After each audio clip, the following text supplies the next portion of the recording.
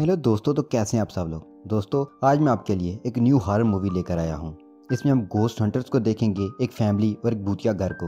यहाँ 13 गोस्ट्स हैं। मूवी के शुरू में हम देखते हैं कि रात का वक्त है और साइरिस नाम का एक आदमी अपनी टीम के साथ पुरानी गाड़ियों के ग्रेव यार्ड में आया है। वहाँ बहुत ज्यादा गाड़ियाँ खराब हालत में खड़ी हैं। साइरिस असल में गोस्ट हंटर है, यानी कि वो गोस्ट को पकड़ता है और फिर उन्हें कैद कर लेता है। वो इन गोस्ट को क्यों पकड़ता है और फिर उनके साथ क्या करता है, ये आपको आगे की कहानी में जाकर पता चलेगा। साइरिस की टीम में उसका एक असिस्टेंट भी शामिल है जिसका नाम डेनिस है। साइरिस अपने असिस्टेंट की मदद से गोस्ट को पकड़ता है। डेनिस के अंदर स्पेशल एबिलिटीज हैं। ये सुपरनेचुरल चीजों को फील कर सकता है। उसे पता चल जाता है कि गोस्ट कहाँ पर हैं। जब ये किसी चीज को हाथ लगाता है तो उसे उसके बारे में सब पता चल जाता है, यानी उसे किसी भी मेटल कंडीशन के बारे में पता चल जाता है। ये लोग यहाँ पर गोस्ट को पकड़ने आए हैं। इससे पहले उन्होंने 11 भूतों को पकड़कर शीशे के बॉक्स में कैद करके रखा है। अब ये 12वें भूत को पकड़ने आए हैं। इस भूत का नाम जुगरनॉट है और ये बहुत ज्यादा पावरफुल और डेंजरस है। ये लोग जुगरनॉट को पकड़ने का प्रोसेस शुरू करते हैं कि तभी वहाँ कैली और एक आदमी आता है। ये दोनों साइरिस और उसकी टीम को गोस्ट को पकड़ने से मना करते हैं और कहते हैं कि ये सब ठीक नहीं,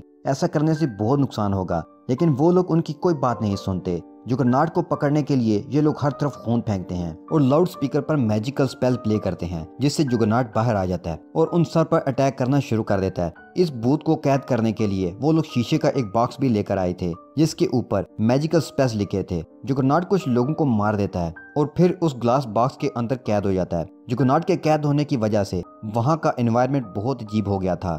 वहाँ कर्स आ गया था, हलचल होना शुरू हो गई थी और काफी लोग मारे गए, जिनमें साइरिस भी शामिल था। नेक्स्ट सीन में हम एक फैमिली को देखते हैं जिसमें घर के हेड का नाम आर्थर है। आर्थर के 2 बच्चे हैं, एक बेटी और एक बेटा।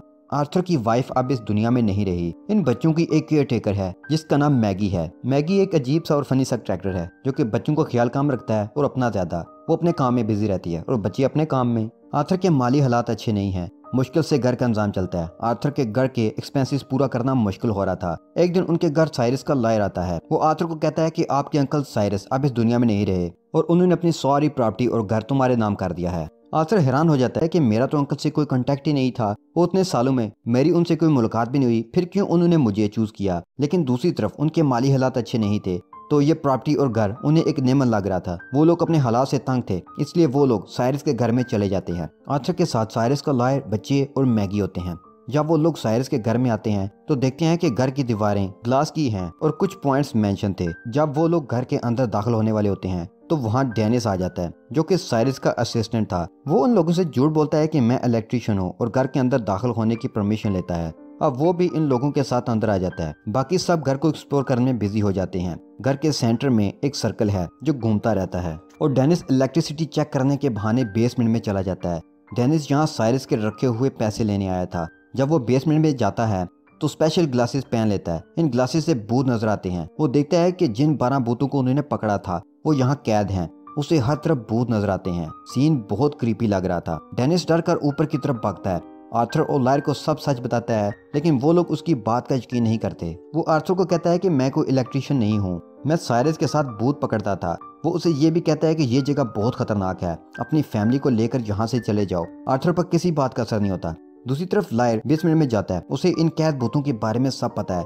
ये अपनी पेमेंट का बैग उठाता है जो कि लीवर मेट पर रखा होता है। लीवर ट्रिगर होता है जिससे मशीन ऑन हो जाती है और देखते ही देखते सारा घर लॉक हो जाता है और ग्लास चैम्बर ओपन हो जाते हैं जिनके अंदर गोस्ट कैद हैं। अब गोस्ट आजाद हो चुके हैं। लॉयर ये सब देखकर फीड हो जाता है। वो वहाँ से जाने वाला होता है कि उसका सामना फीमेल गोस्ट से होता है जिसका नाम एंग्री प्रिंसेस है। वो उस पर अटैक करने वाली होती है कि लॉयर शीशे के 2 पार्ट्स में आकर मर जाता है।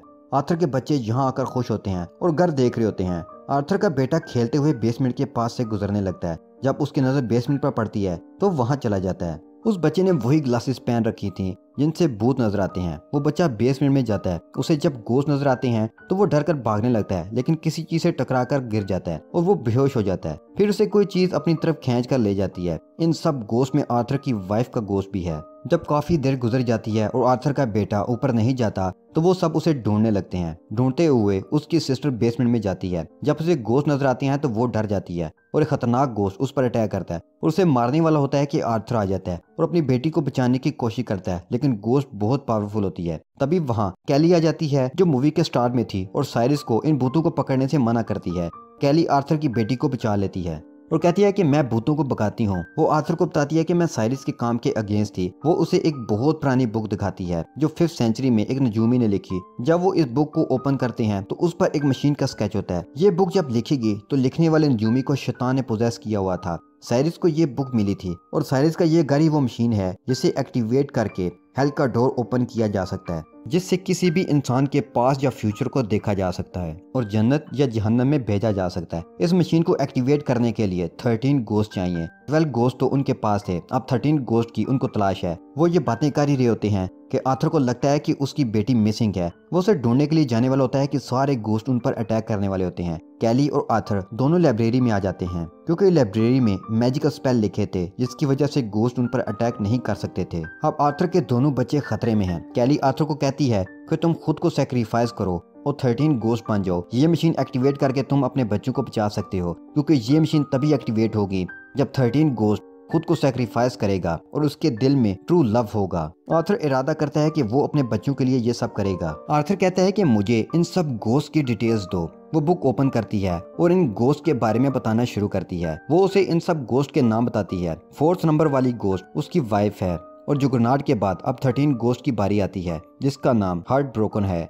आर्थर कहता है कि मैं खुद को सेक्रीफाइस करके 13 गोस्ट बनूंगा। वो अपने आप को मारने वाला होता है। तभी वहाँ डेनिस उससे कहता है कि आखिरी बार ट्राई करो, अपने बच्चों को ढूंढो, और आर्थर रुक जाता है और वो दोनों मैजिकल स्पेल की ग्लास वॉल लेकर बच्चों को ढूंढने लगते हैं। जुगरनॉट और हैमर गोस्ट इन दोनों पर अटैक करते हैं। आर्थर तो बच जाता है लेकिन वो गोस्ट डेनिस को मार देते हैं। अब जहाँ पर सीक्रेट रिवील होता है कि साइरस अभी जिंदा है और ये कैली और साइरस दोनों का प्लान था। साइरस का प्लान था कि आर्थर इस घर में आए और वो अपने बच्चों के लिए खुद को सेक्रीफाइस करके 13 गोस्ट बने और मशीन एक्टिवेट हो। कैली को साइरस का ऐसा काम करना अच्छा नहीं लगता। वो डिसअपॉइंट हो जाती है और साइरस को ये काम बंद करने का कहती है। साइरस उसको मार देता है और वो गोस्ट लेडी बन जाती है। अब 13 गोस्ट पूरे हो जाते हैं, मशीन एक्टिवेट हो जाती है। सारे गोस्ट उस मशीन के पास आकर खड़े हो जाते हैं और मशीन एक्टिवेट होकर चक्कर काटने लगती है। साइरस ने आर्थर के बच्चों को मशीन के सेंटर में बिठा रखा था। आर्थर अपने बच्चों के लिए खुद को सेक्रीफाइस करने वाला होता है। तभी उसे साइरस नजर आता है। आर्थर गुस्से में होता है और साइरस पर अटैक करता है। दूसरी तरफ बच्चों की केयर टेकर परेशान होती है। वो बच्चों को मरता हुआ नहीं देख सकती थी।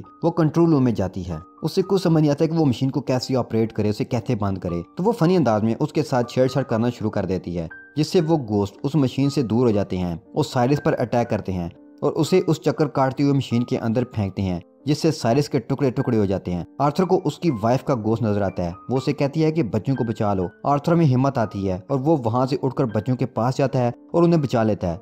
फिर वो मशीन टूट जाती है। अब सब गोश्त आजाद हैं और साइरस के घर से चले जाते हैं। आर्थर और बच्चों को उनकी मोम की झलक नजर आती है और वो आई लव यू कहकर वहां से चली जाती है और यहीं पर यह मूवी खत्म हो जाती है।